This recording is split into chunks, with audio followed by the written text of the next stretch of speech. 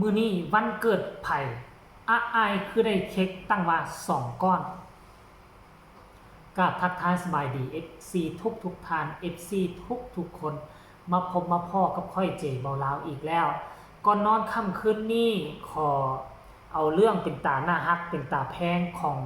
พี่สาวอ้ายที่มีต่อน้องสาวชื่อว่ามิลินซึ่งเป็นหลานสาวของนกพงศกรเนาะทักทายสบายดี FC ทั้งสองฝั่งโขงไม่ว่าจะอยู่ทั้งฝั่งลาวและก็ฝั่งไทยเนาะ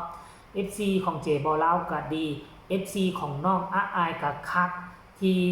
เลื่อนผ่านเข้ามาเห็นคลิปนี้ก็ขอให้ทุกคนกดไลค์กดแชร์กดติดตามให้เจเบาลาวแด่เนาะท่านผู้ชมเนาะมือนี่ค่อนข้างว่าข้อมูลข่าวสารเกี่ยวกับข่าวน้องอ้ายนั่นค่อนข้างว่ามีน้อยท่านผู้ชมเพราะว่าเรื่องที่พ้นเด่นก็อยู่ทั้งฝากฝั่งของสาวน้อยลำเพิ่นโชว์โดยเฉพาะก็คือเกี่ยวข้องกับน้องฮักแพงนั่นเองนะท่านผู้ชมเนาะเป็นเรื่องราวที่เป็นกระแสค่อนข้างว่าฮ้อนแฮงและก็ฮือฮาตั้งแต่ก่อนที่จะปิดฤดูกาลของวงสาวน้อยลำเพิ่นโชว์เป็นต้นเรื่องมาลัยเรื่องกลุ่มแก๊งของมดคันไฟไล่กังของมดคันไฟของเขาเจ้าเองแล้วก็เรื่องฮือฮาเรื่องเรื่องมาลัยเกือบทะลุล้านแหละท่านผู้ชมเนาะก็เลยเอาไปเฮ็ดคลิปเฮ็ดข่าวเกี่ยวกับน้องฮักแพงซะส่วนใหญ่แล้วบัดนี้เลื่อนไปเลื่อนมาก่อนนอนก็ได้มาพบมาพ่อวิดีโอหนึ่งเนาะที่เกี่ยวข้องกับน้องอ้ายซึ่งมื้อนี้ก็บ่แม่นวันเกิดของไผดอกบ่มีวันเกิดของผู้ใดเลยอยู่ทางฝากฝั่งของเสียงวิหกแต่ว่าน้องอ้ายด้วยความว่าเป็นพี่สาวอยากเฮ็ดวันเกิดย้อนหลังให้น้องสาวมิลินของเพิ่นก็เลยตัดสินใจซื้อเค้กมาและเค้กก็บ่ฮู้ว่าเป็นของผู้ใดเป็นของน้องอ้ายหมดบ่ทั้ง2ก้อนเนาะได้มาจุดแล้วก็ไปเคาะประตูเซอร์ไพรส์น้องสาวมิลินก็เป็นความหักความแพงระหว่างเอ้ยกับน้องเป็นความอบอุ่นอยู่ในครอบครัวอันเดียวกันเนาะท่านผู้ชมเนาะมันจึงก่อให้เกิดคลิปวิดีโอนี้ขึ้นมาแล้วเห็นให้พวกเขาเจ้าค่อยเห็นแล้วก็พากันอมยิ้มถึงความน่าฮักถึงความเป็นตาฮักเป็นตาสร้างของน้องอ้ายคนอายุเพียงแต่12 ปีฮู้คิดฮู้ทำฮู้ยับยั้งสั่งใจวันเกิดน้องมิลินก็ผ่านมาหลายมื้อแล้วแต่เอื้อยอ้ายพี่สาวอ้ายก็ยังบ่ลืมมื้อนั้นที่วันเกิดของน้องสาวมิลินคืออ้ายบ่ได้อยู่น่าจะเป็นมื้อที่อ้ายไปขึ้นคอนเสิร์ตของสักุณาพรแบรนด์หรือบ่นี่เจบ่ลาวก็บ่ทราบเนาะก็บ่เห็นอ้ายร่วมกันกับน้องมิลินมาเป่าเค้กมื้อนั้นแต่ว่าถึงยังไดก็ตามมื้อนี้เอื้อยก็คือเอื้อยบ่เคยลืมวันที่สำคัญสำหรับน้องเลยก็เลยว่าเห็นภาพบรรยากาศอ้ายจุดธูปบ่แม่นจุดธูปจุดเทียนเค้กวันเกิดเข้าไปเซอร์ไพรส์ทุกคนเห็นแล้วก็อิ่มอกอิ่มใจเห็นความน่ารักเห็นความเป็นผู้ใหญ่อายุ12 ปีแต่ความคิดความอ่านคือผู้ใหญ่อีหลีอีหลอเนี่ยท่านผู้ชมเนาะคือค่อยอยากให้ทุกคนไปเห็นคลิปนี้ซะก่อนแล้วมีคำคิดคำเห็นแนวใดก็สามารถส่งมาใต้คอมเมนต์แล้วจึงมาพ้อกันในช่วงต่อไปไปชมกันเลย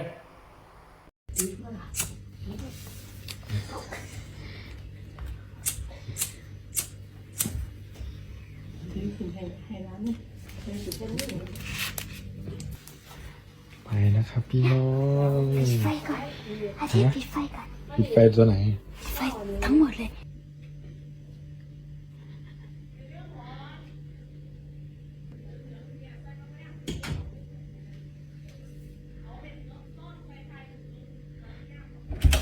Birthday to you Happy birthday Happy birthday to you อาเทียบร้องช่วยหน่อย นี่ Happy birthday to you Happy birthday to you Happy birthday Happy birthday Happy birthday to you นี่ ไหวพรก่อนไหวพรก่อนนะเร็วเอากับไหวทำไง ขอให้อีหลาชามินเรียนเก่ง ชามินตั้งไหนมีลิง นี่ครับพี่สาวตื่นเต้น ขอให้อีหลาบิลลี่เรียนเก่งๆอย่าปึกคือเอื้อย เก่งคือใหญ่ส สัตว์ตัว ขอให้อีหลาร้องเพลงเก่งๆ เรียนเก่งๆเรียนดีๆของพ่อกับแม่และลุงกีเอื้อยยายหอยยายแตง คนทั้งหมดครอบครัว ขอให้มีทุกคนหักเด้อ ขอบคุณค่ะ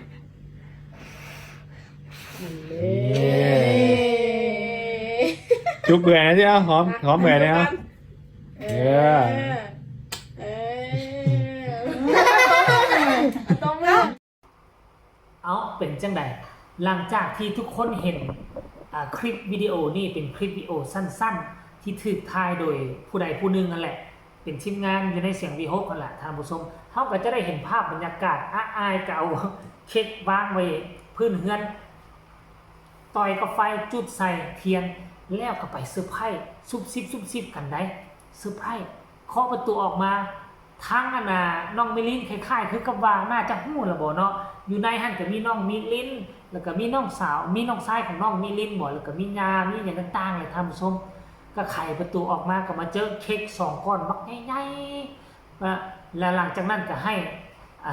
อายกับห้องเพลง Happy Birthday to you มื้อนี้ตัวเองห้องผู้เดียวได้คนเต็มอยู่ทั้งหลังทั้งหน้าทั้งหลังมุ้ยบ่ในห้องนำก็เขินอายได้ห้องไปก็กระตึกกระตักก็เลยบอกให้เขาห้องช่วยกันแน่ก็เลยพากันห้องช่วยกันห้องแล้วหลังจากน้องสาวมิลินได้เป่าเค้กผู้รักผู้ใหญ่ก่อนจะเอาเค้กไปปาดก็บอกอายเอามาให้แล้วก็อวยพรให้น้องก่อนในตี้ว่าซั่นเด้อายก็ด้วยความน่ารักอวยพรให้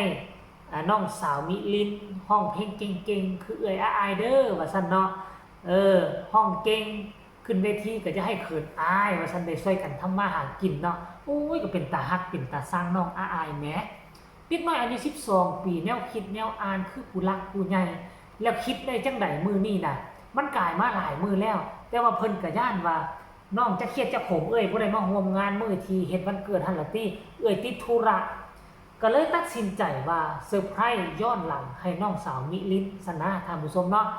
ก็หวังว่าความรักความแพงบรรดาทีมงานในครอบครัวของเขาเสียงวิหกก็ดีน้องอายก็คักได้มาอยู่ในโฮมโฮมไซของนามสกุลของเสียงวิหกนกพงศกรแล้วก็ขอให้ฮักกันแบบนี้ตลอดไปทั้ง2น้องเติบใหญ่ขึ้นมาก็ช่วยเหลือซึ่งกันและกันช่วยกัน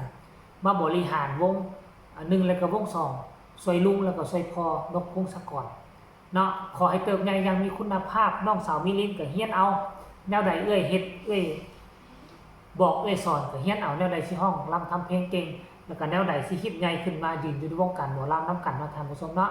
คลิปนี้ก็เป็นอีกคลิปนึงของน้องอายในมือนี้ก็น่าจะมาพบมาพ้อกันเพียงซ้ำนี้เนาะฝากทุกคนกดไลค์กดแชร์แล้วก็กดติดตามให้แน่เพื่อจะบ่พลาดในคลิปต่อไปผู้ใดกดแชร์ผู้ใดกดไลค์ผู้ใดกดติดตามสนับสนุนเจบอลาวกับสนับสนุนตัวน้องอายโดยเฉพาะคือFC พ่อฮักแม่ของน้องอายคันเห็นคลิปนี้แล้วก็แชร์ไปหลายๆให้น้องอายได้รับได้ฮู้แน่ว่า FC อยู่ทั้งต่างประเทศคนนี้ก็ยังสนับสนุนแล้วก็เฮ็ดคลิปของน้องอายอยู่เสมอเนาะใครมีคำตำหนิติชมคำคิดคำเห็นก็สามารถส่งมาใต้คอมเมนต์ได้พบกันใหม่ในคลิปหน้าสำหรับคลิปนี้ก่อนนอนขอกล่าวคำว่าสบายดี